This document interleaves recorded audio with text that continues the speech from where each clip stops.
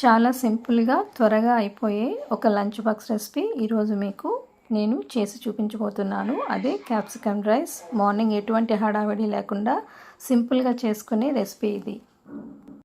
ముందుగా ఈ రెసిపీ కోసం స్టవ్ వెలిగించి పాన్ పెట్టి ఒక 2 స్పూన్ల వరకు పలుకులు, ఒక హాఫ్ స్పూన్ జీలకర్ర, ఎండుమిరపకాయ ఒకటి, 1 స్పూన్ నువ్వులు వేసి ఫ్రై చేసి చల్లారిన తర్వాత దీన్ని పొడి చేసి పక్కన పెట్టుకోవాలి.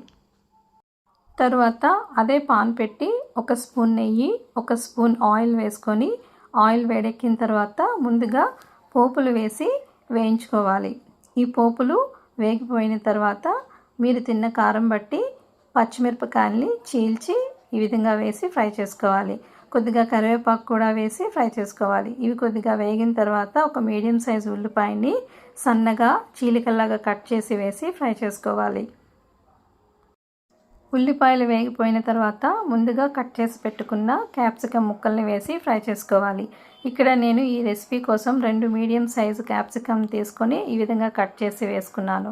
తర్వాత మొత్తానికి సరిపడా ఉప్పుని, పసుపుని కూడా వేసి మనం కుక్ చేసుకోవాలి. ఇక్కడ మనకి క్యాప్సికమ్ వేగడానికి ఒక 2-3 నిమిషాలు అయితే పడుతుంది.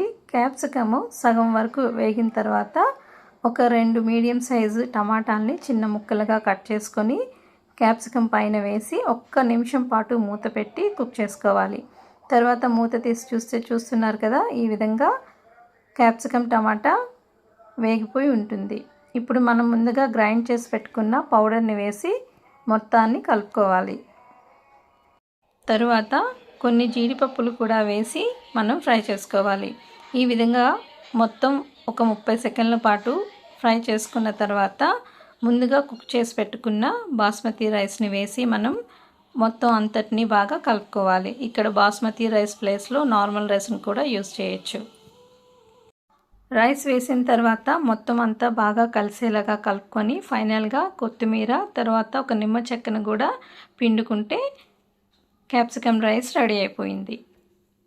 ఈ వీడియో నచ్చితే నా ఛానల్ని సబ్స్క్రైబ్ చేసి లైక్ చేయండి. Thank you.